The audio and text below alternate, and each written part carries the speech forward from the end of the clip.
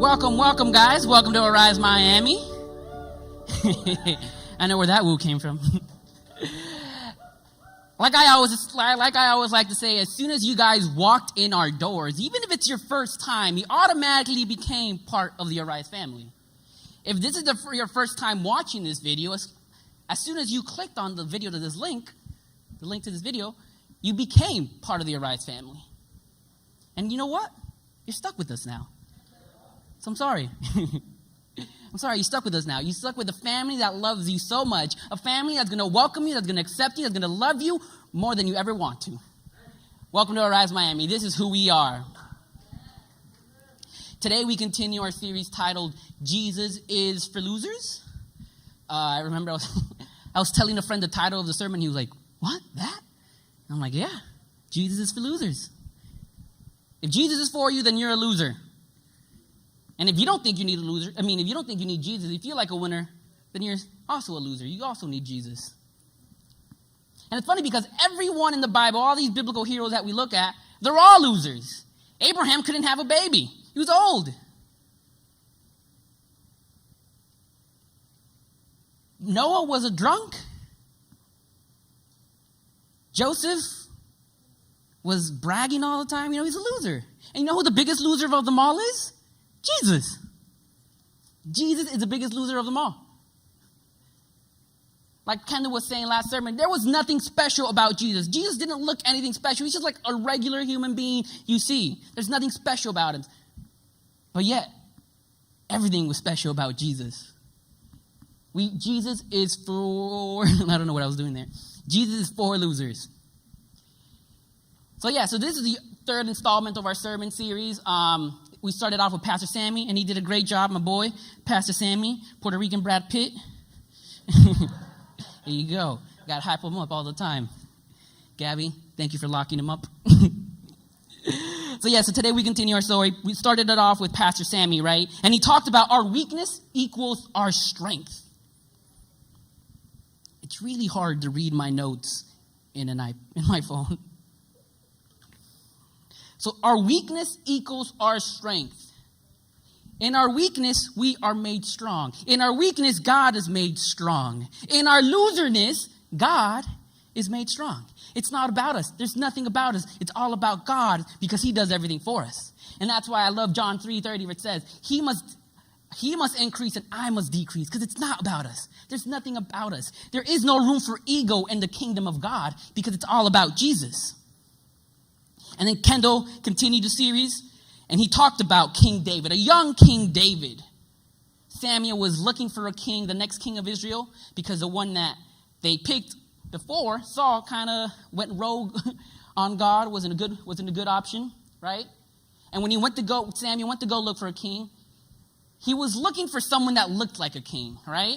He was looking for a tall person, a strong, someone that looked bold, someone that looked like they could be a king. But instead, what he gets is David, a young shepherd. And it goes to teach us that man looks at the outer appearance, but the Lord looks at the heart. You might not feel like you're called, you might not feel like you look the part, but God has chosen you for something. You might not feel like it, but God is for you. And today we're going to talk about, does this ever happen to you? It's late at night, you're laying in bed, you're trying to go to sleep. But instead of going to sleep, all you can think of are your past mistakes. And some of these are kind of cringy. Some of these are like embarrassing things. Some of them are deep and cause some trauma and it doesn't let you sleep. I know for me, it happens all the time. Some of these are regrets. I call this term, I don't know if I coined this, but I call this sins of your youth. Sins of your youth. When you think of things in the past that don't let you go to sleep, I call that sins of your youth. Mistakes that you've done in the past. And one of the ones that always haunts me at night, and I'm always so ashamed of it, because I did it to someone who I love. I did it to someone who's like a brother to me. See, I have a best friend, right? And I love him. He's been my best friend since 4th grade. He would sleep over. He was the first person that slept over my house. My mom never let me sleep over other people's houses. She wasn't cool. She wasn't that cool parent. She was always scared someone in that house was going to do something to me, so I was never allowed to sleep over people's houses. But my friends were able to come sleep over, and he was the only person that would sleep over, and we were good friends. We went to college together. We had a blast, and then we both transferred to a new college together, and we both became roommates, and it was awesome. I loved it. It's literally like a sitcom of me and my best friend living together. It was amazing. I loved it. It was hilarious. I don't know how I don't know how I did so well that year in school, because it was just a mess. It was a mess. Going to sleep late, watching him play video games. I love my best friend. He's like a brother to me, right? But then at some point that year, he ended up getting a girlfriend, right? And he's had girlfriends before, and it doesn't affect me because I said he's had girlfriends before, and they've been pretty cool. I liked them. I'm like, oh, yeah, cool, new girl. But the more we hung out with this girl, the more I realized I don't like her. But I'm not going to say anything, right? I'm just going to keep it to myself. We kept on hanging out.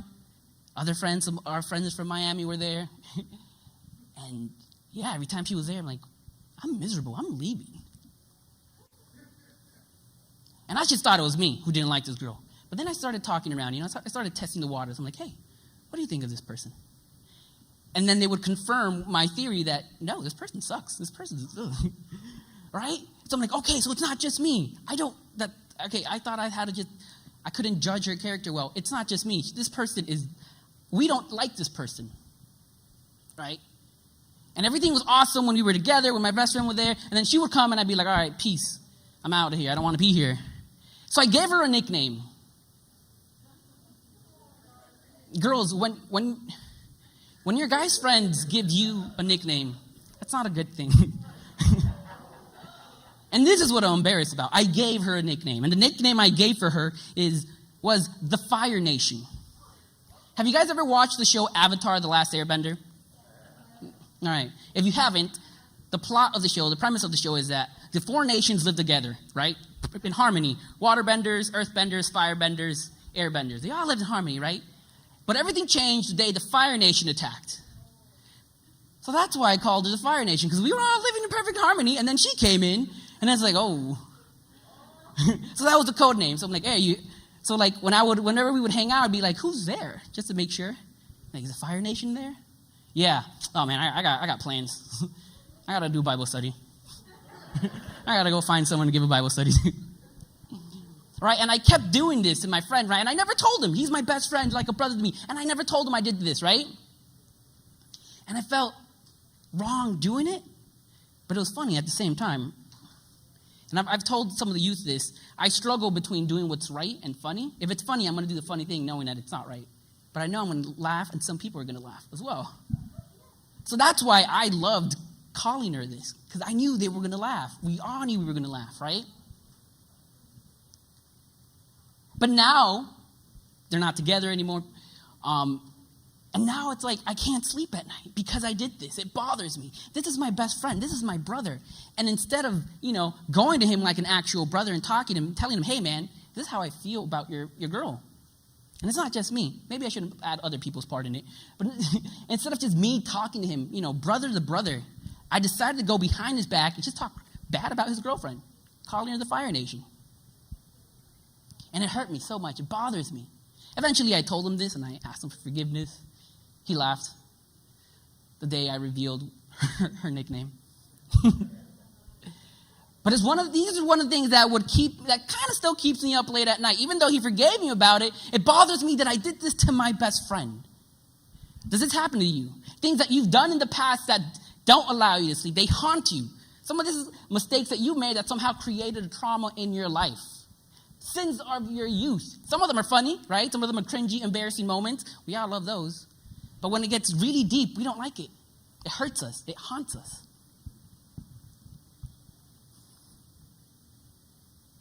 And today we're going to look at a story of a woman who had a sin of her youth, who it would bother her. It would bother her pretty much all the time. What sucks about it is that other people would bring it up all the time. So today we're going to look at Luke chapter 7, verses 36 to 50. That's where our story is found, in Luke chapter 7, verse 36 to 50. Right? And the story you're about to read, it's an interesting story. Usually when I preach, I like to give you guys background of what's going on in that chapter so you guys understand what's going on. You have context, so you have some exposition of what's going on in the setting. But the story in Luke chapter 7 kind of stands out, right? And if you read it, you don't really get an idea of what's happening, right? It doesn't tell you what city they're in. I'm like, so it's like, where is this story? How can I create a context for you guys? The cool thing about the story is that it's one of the few stories in the Bible that is found in all 4 books of the gospel. The 4 books of the Gospels are Matthew, Mark, Luke, and John, right? And each of them pretty much tell the account of Jesus, a story of Jesus from different perspectives, right? Some of them include things, some of them don't include things. So this story is found in Luke chapter 7, tells this story of that we're going to go talk about, right? But it doesn't give you all the details. In order to get more details, you have to look at the other accounts from the other books of the gospel, right? For example, in Matthew, Mark, and John, it tells us that Jesus is in the city of Bethany. That's where he is, right? He's in the city of Bethany. This story tells us that Jesus, the one we're reading, right, Luke chapter 7, is in the house of a Pharisee named Simon. Matthew and Mark tell us that Jesus is in the house of a man named Simon the leper. It's kind of different there, right? Here it says Simon the Pharisee. Over there it says Simon the leper, right? In John, it tells us that, introduces some new characters. It tells us that Lazarus, Mary, Martha are there as well. None of the other accounts tell us this. In John, it also tells us that this takes place 6 days before Jesus dies on the cross. It's 6 days before the Passover. And now a lot of people see this, like they see these differences and they think, oh, these discrepancies. This is why the Bible isn't accurate. This is why you can't trust the Bible, because it doesn't fit. It doesn't make sense. But let me tell you why it makes sense. If all stories in the gospel were exactly as, word for word, wouldn't you be kind of sus? Wouldn't you be kind of suspicious that everything's the same, right? Wouldn't it seem like the authors, Matthew, Mark, Luke, and John, kind of like conspired together to create the story, right? When it's different, there might be some differences, right? But it shows you how more accurate it is. Has this ever happened to you? You're hanging out with old friends and you're telling them a story, right? A story that everyone that's there was involved, right? And you're telling it from your perspective and you add your details, right? And they tell you, no, man, that's not how it went. This is how it went. And then they tell you their perspective and they include other details. And it's different. The details are different between yours and theirs. And maybe it's different compared to someone else, right? Because it's a perspective of that person, right? However, it's still the same story. And that's how it is with the Gospels. It's still the story of Jesus. It's still the story of the Savior of the world coming down to save all of us from our sin, who died on the cross, but from different perspectives. See, Matthew and John are disciples. They were there. They have firsthand experience of what's going on. They saw it with their own eyes. Mark and Luke aren't there. They investigate. It's kind of like journalism. They investigated and they compiled all their notes and created a book. And that's why it's different. So because of this, now that we know this, we can all pretty much, what I did was I compiled all the details that were in all 4 Gospels, and I came up with this. So now Jesus is in Bethany, right? He's in the house of a man named Simon the Pharisee, or Simon the leper. Martha, Mary, and Lazarus are there. His disciples are there. Other Pharisees, other religious leaders are there. And it takes place 6 days before the Passover, 6 days before Jesus dies. So now that we know this, now that we have context of what's going on, we can start with our story. And it says, Luke chapter 7:36 says, one of the Pharisees asked Jesus to have dinner with him. So Jesus went to his home and sat down to eat. All right? Very simple introduction, right? It's putting up the setting, tells you where it's at. Jesus is at the house of a Pharisee. It doesn't tell his name here. They'll tell it eventually. He's at the house of a Pharisee named Simon, or a leper named Simon, and he's there because he's a guest of honor. He was invited to have a meal. And we continue with verse 37 to 38. It gives us more details. When a certain immoral woman, some versions say sinful woman, from that city heard he was eating there, she brought a beautiful alabaster jar filled with expensive perfume. Next verse. When she knelt behind him at his feet, then she knelt behind him at his feet, weeping. Her tears fell on his feet, and she wiped them off with her hair. Then she kept kissing his feet, putting perfume on them. So a sinful woman, right? That's not a nice adjective you want to use to describe someone, right? Imagine you're going to a job interview and someone calls you, oh, who are you interviewing now? That's a sinful person right there. Not a good adjective to describe people, right? But in this story, the sinfulness, the reason why she's called a sinful woman is because it is understood that this woman has a promiscuous past. She has an adulterous past, right? That's why she's a sinful woman. That's why she's an immoral woman. But who is this sinful woman? If we're able to know who this woman is, then we're able to see her motives. We're able to understand why she's doing this for Jesus. Why is she buying this very expensive perfume, right? It's a jar of alabaster. Some scholars suggest that it costs more than a year's wage, right? She pours it on his feet to anoint him. She cleans his feet with her tears and her hair. It's kind of creepy, right?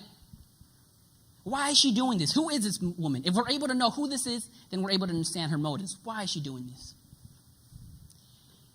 And like I said, different accounts of the story have different details, right? And in John, it tells us that Mary is a woman who's doing this.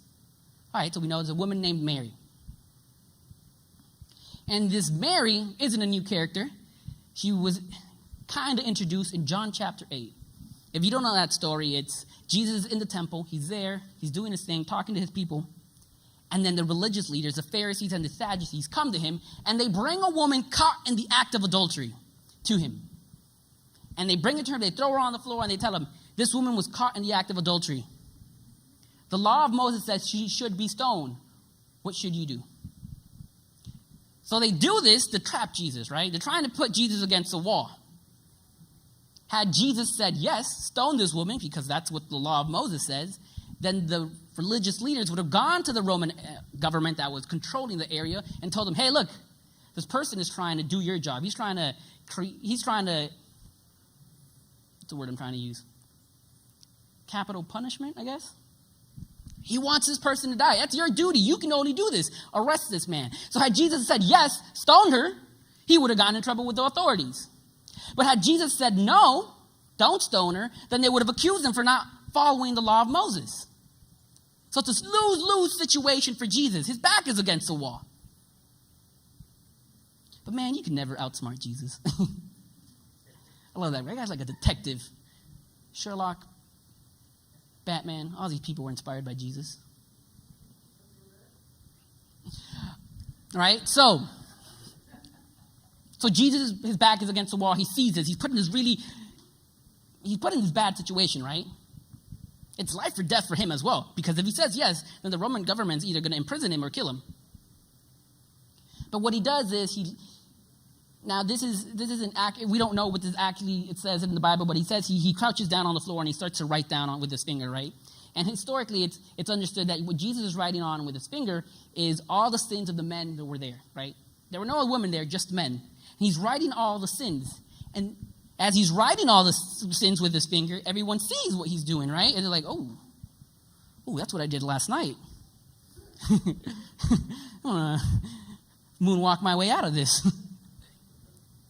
And as soon as Jesus stands up, there is no one left. Because everyone saw their sin and left. And Jesus said, before he stood up, he said, he who is without sin, let him throw that first stone. But when Jesus stands up, it's just Jesus and this woman. That's it. This adulterous woman. The only person there who has actual right to condemn her, to throw the first stone because he isn't a sinner, is Jesus. But he doesn't do that. Instead, he tells her to go and sin no more. Instead of death, Jesus gives her life. And because of this woman is forever grateful to Jesus, right? And that is why she does this. This is her motive. She was about to die and Jesus saved her, right? And because of this, because of the kindness that Jesus showed to her, This transforms her. This pretty much makes her a disciple of Jesus. He became a follower of Christ. And not only just any disciple, she was probably a better disciple than the actual 12 disciples. You see? The reason why she's doing this is because in the last part of Jesus' career, ministry, he starts to switch his focus. He starts to talk about him leaving, and where he's going, no one else can go. And then he starts to say things like, I'm going to die, but on the third day I'm going to resurrect. He doesn't include much context, so it's kind of weird that he's saying that. Imagine you're hanging out and one of your friends tells you, I'm going to die, but in 3 days I'm going to resurrect. And doesn't give you any context at all. I'm like, what? What do you mean? She just walks away, doesn't tell you. And this is what's happening. She notices that Jesus is shifting his focus from having a ministry to dying. So what she does is that she comes this day, right? And it's really fascinating, right? Because you guys are sitting, if you're watching this online, I'm sure you're either laying down on your bed or sitting down. If you're here, you're sitting down, right? And where are your feet? Your feet are in front of you, right? Because that's how chairs work. But back then, they wouldn't sit like this. When they were eating at a table, they would recline. Their feet would be in the back. They'd be using their left hand, because the left hand was not a good hand back then. Left arm wasn't a good arm back then. They would use their left arm as support and eat their food with the right. So they're like laying down there, right? Eating. And it's all men in this room. Back to the story. They're all men in this room, right? And this woman comes. She's coming from the back. She's crouching to make sure no one sees her. And then she does this. She starts to anoint Jesus' feet. And none of the disciples, none of the men there notice her because she does it, quietly. She doesn't want to be seen. But once that expensive perfume, that alabaster jar is broken, the aroma fills up the room. And everyone smells it. And everyone can see, whoa, what is that? And then they shift their focus on Jesus to this woman. And in verse 39, it says, when the Pharisee who had invited him saw this, he said to himself, if this man were a prophet, he would know what kind of woman is touching him. She is a sinner. So now everyone notices what this woman is doing, right? They all start to gossip, murmur, like, hey. Simon the Pharisee says this, right? In some other accounts of the story, they say, Judas says, oh man, he starts to gossip around saying, oh man, this perfume could have been sold and the money could have been given to the poor. So now this woman realizes that everyone's talking about her, right? And it's not good things. It's not like, oh man, that's awesome what she's doing. No, they're all saying her action is terrible. She shouldn't have done that. Does Jesus know who this person is? She's a sinner. So this starts to frighten her. And I don't know what it is about us humans, but we like to judge. It's like human nature. We like to judge. We may say we don't do it, but we do. The younger people always say, oh man, old people, they judge so much. You're so judgmental, right? I know you guys say that. And you guys are laughing right now, right? But you guys are even more judgmental. And you guys are worse at it because you guys aren't even discreet. At least old people have the experience and know, all right, no one's looking, I'm going to judge. Young people should do it right in front of you. I don't know which is best. But we all judge. It's like we can never be happy. We always have to talk negatively about someone. It's like the human condition. So here we have this woman who's pouring out her heart and soul to Jesus. She's crying because she thinks that this guy is going to die, so she's preparing him for his burial, right? She used her expensive cologne perfume on his feet. Might be a waste. I don't know. It seems to me like it's a waste. No? Oh, okay. She's crying. She's cleaning his feet with his feet with her hair and her tears. This woman's pouring out her soul to Jesus. And then someone comes and says, bro, look at this adulterous woman right there. Does Jesus not know who she is? This woman was transformed by Jesus because of the kindness he showed her, because of the grace that he gave her. And as a result, she's doing this. And none of the disciples, they claim to love Jesus, right? John himself calls himself the beloved one. But even John didn't do anything like this for Jesus. No, none of his disciples, none of his followers did something like this for Jesus. None of them wasted all their whole year's wage on Jesus' feet. And Jesus takes notice of this. And in verse 40, he says, then Jesus answered his thoughts. Simon, here you go, is a religious leader, the Pharisee. He said to the Pharisee, I have something to say to you. Go ahead, teacher, Simon replied. Verse 41. Then Jesus told him this story. A man loaned money to two people, 500 pieces of silver to one and 50 pieces of silver to the other. But neither of them could repay him, so he kindly forgave them both, canceling their debt. Who do you suppose loved him more after that? And Simon replied, I suppose the one for whom he canceled the larger debt. And Jesus said, yes, that is right. So in a typical Jesus fashion, he solves the issue in a parable with a story that proves a point. And the point that Jesus is trying to prove is, the point that he's trying to get across is, he wants to prove a point without condemning Simon, without making a scene for Simon. You see, Jesus is the loaner in this story. He is the one that gives 500 pieces of silver to one person and 50 pieces of silver to another person. Simon and Mary are the borrowers. And like I said in John chapter 8, Mary was forgiven a lot. You get me? She went from death to life because of Jesus. She went from darkness to light because of Jesus. So Mary feels like a lot was forgiven for her. What about Simon, though? Was he ever forgiven? Was anything forgiven for Simon? See, there's a reason why they call him Simon the leper. By the way, if you guys think that Hispanics and Caribbean people are terrible by giving you bad nicknames, apparently Jewish people are worse at it. Because like Hispanics, if they give you a nickname, it's because of some physical attribute about you, right? Oh, gordo, flaca, right? Whenever I go to Colombia, they call me Elena.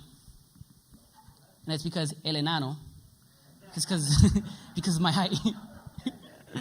Elena is like short for midget. It's like, call me midget, right? So Hispanics and Caribbean people make fun of you for your physical appearance. But here you have Jewish people making fun of you for like a disease you have. Like imagine nowadays calling someone Simon, the guy with leukemia.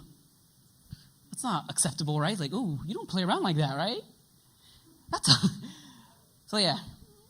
So Simon, who's also known as Simon the leper, is forgiven by Jesus because Jesus heals him from his leprosy. And as a result, he's no longer a leper. He's just Simon the Pharisee. But Jesus heals him from his leprosy.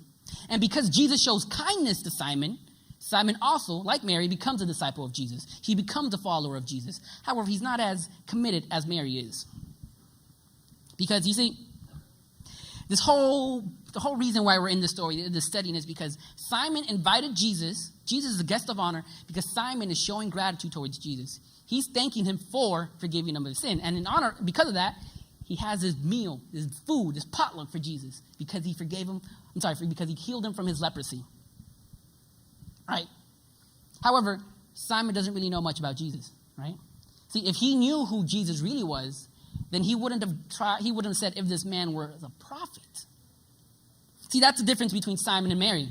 Mary knows who Jesus is. Mary knows that Jesus is the Son of God who has authority to forgive sins and at the same time heal you. Simon doesn't know that. He doesn't know who Jesus really is. Simon doesn't realize that he is the one, he kind of does, that little was forgiven. Simon doesn't love Jesus as nearly as much as Mary does. And think about it. Simon healing Mary is temporary.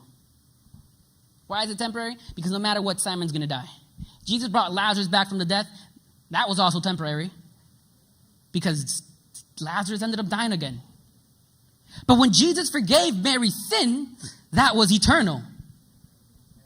Every time we ask God to forgive us of our sins, that is an eternal forgiveness. It's not temporary. He's not going to rub it back in your face. No, once you ask him for forgiveness, you can make sure that's going to go to the bottom of the ocean and you're going to be white as snow. Forgiveness is eternal. Healing, even to us, healing is temporary because no matter what, we're going to die. So Mary is forgiven a lot, right? She feels like she was forgiven a lot. She feels like she was forgiven 500 pieces of silver. And Simon's only forgiven little. He feels like he's only forgiven little, right? And like I said, Jesus could have easily rebuked Simon, right? He could have said, hey, you, I know this is your house, but what you're doing is judging this woman. You shouldn't do it, right? But instead of doing that, Jesus would have, had Jesus rebuked them in front of everyone, that would have been good for Jesus, because instead of gaining a disciple, he would have been gaining an enemy. You see, Proverbs chapter 15, verse 1, it's not there. It says something like, a gentle word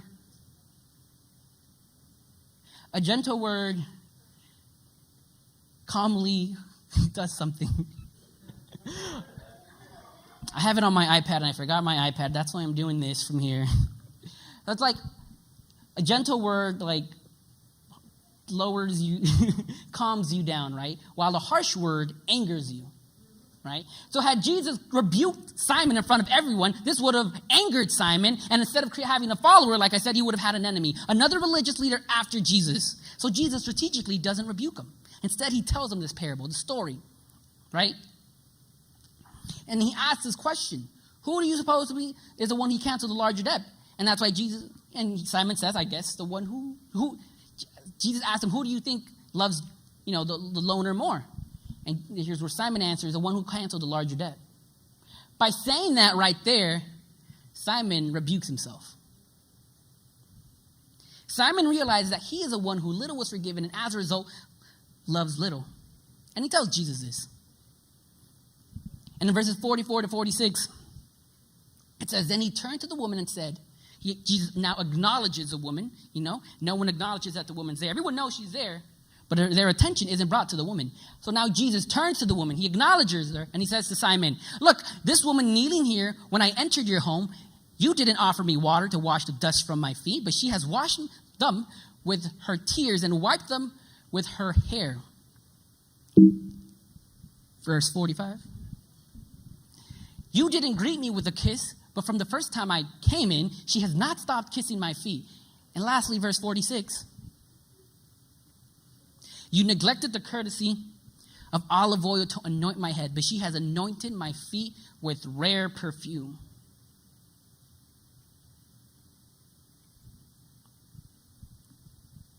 So who is showing more love to Jesus? Mary or Simon? Mary, that's right. Points for Gryffindor.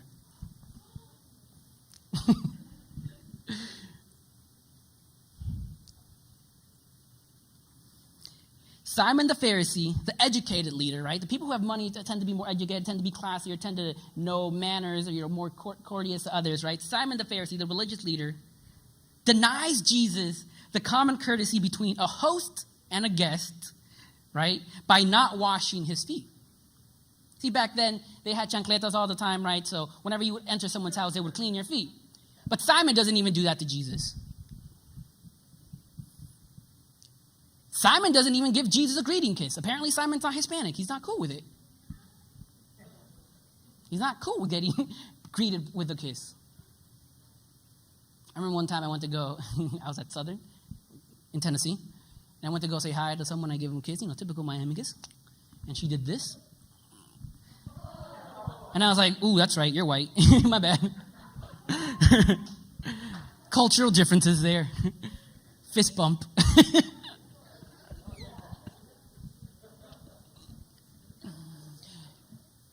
So he doesn't give Jesus water to clean his feet. He doesn't greet Jesus with a kiss. And he doesn't anoint him. He doesn't anoint him with oil, right? Simon is showing that he doesn't love Jesus as much as Mary loves Jesus.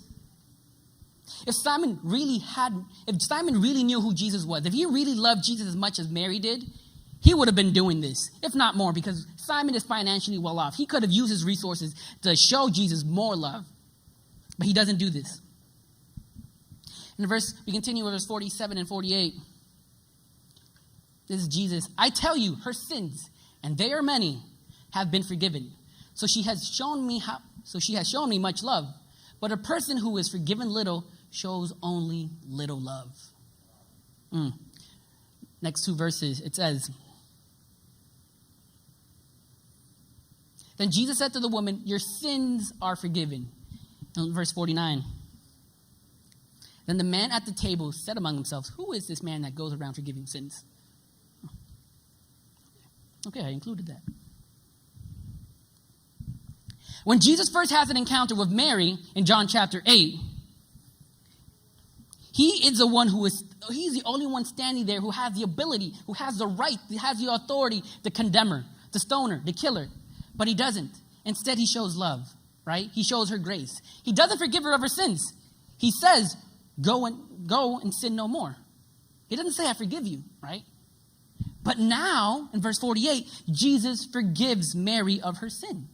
Why does Jesus do it now? Why didn't Jesus just do it in John chapter 8? Why does he have to wait a while to actually forgive Mary? And Jesus does this to show to the whole world, to prove to all the men that were in that room, that Jesus is the Son of God who has authority to forgive sins.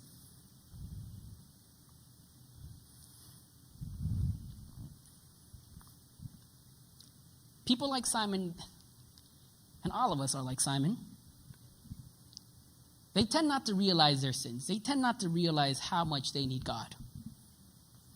We can all see how much they need God. We can all see how prideful they are, but they don't see that. And because they don't see it, there's probably a chance that you don't see how much you need God as well.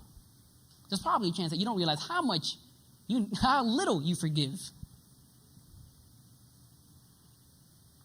Simon was too busy judging Mary that he forgot that he also needed Jesus.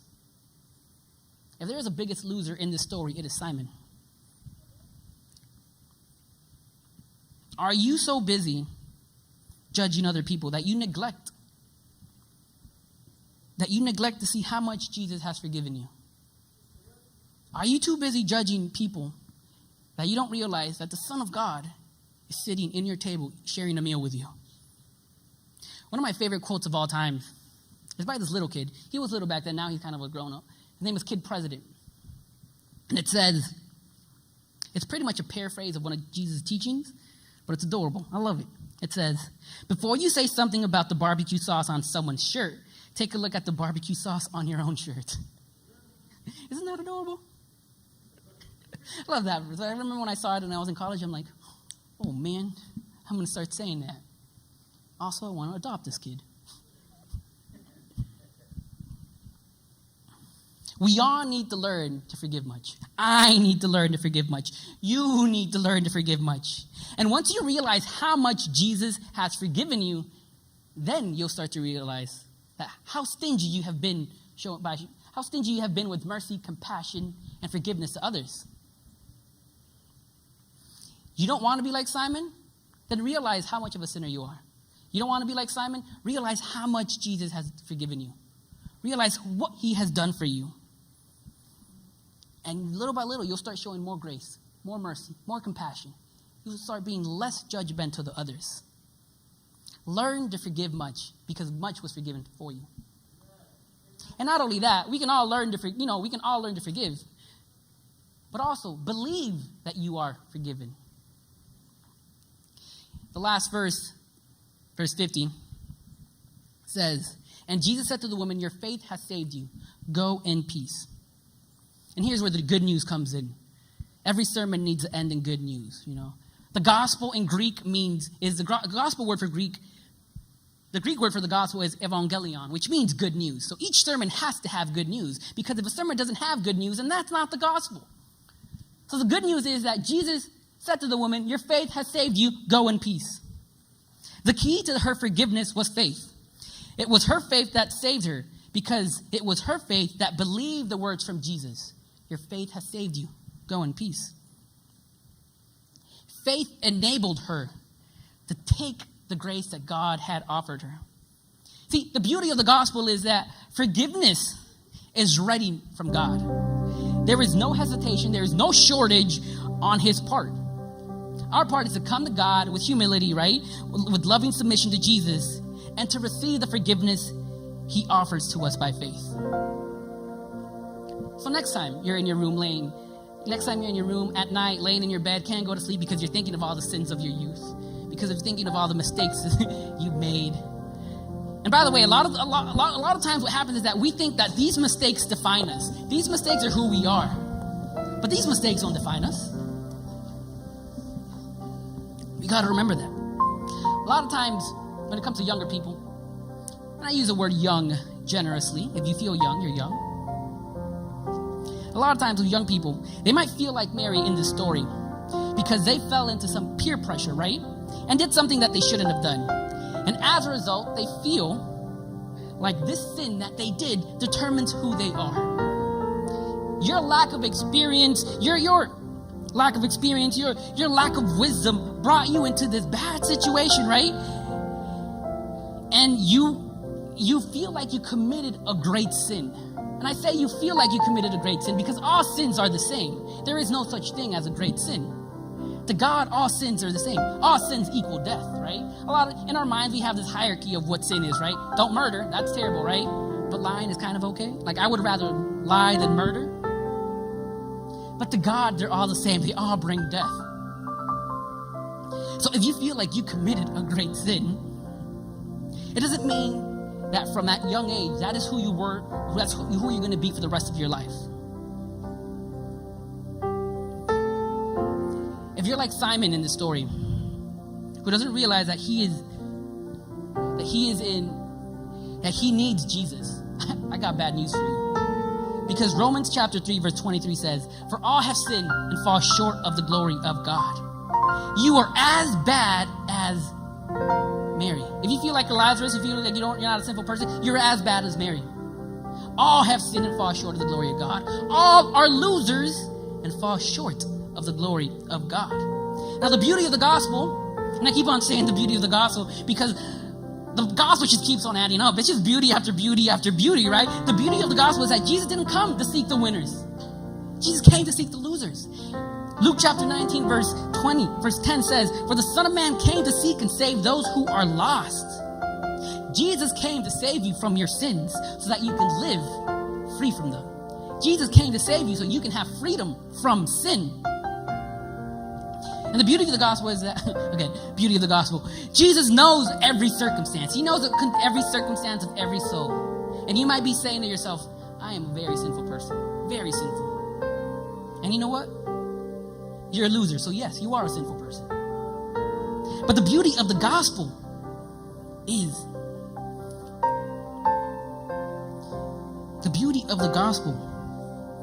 that Jesus does not turn away people. All who come to him weeping with a contrite heart, he will forgive.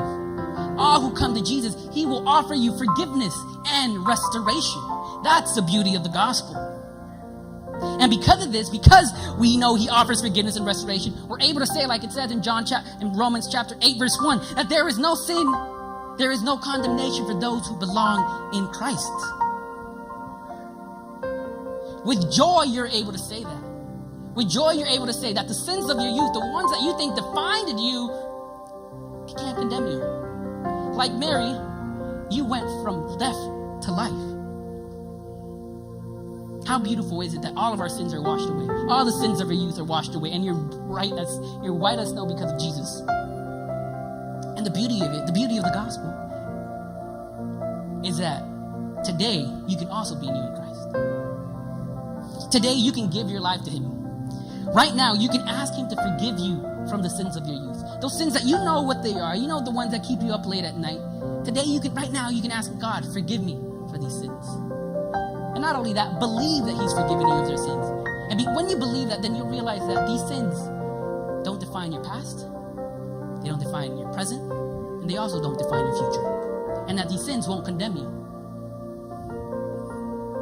So tonight, you can sleep well at night knowing that you're like Mary. You went from life to death. You're brand new.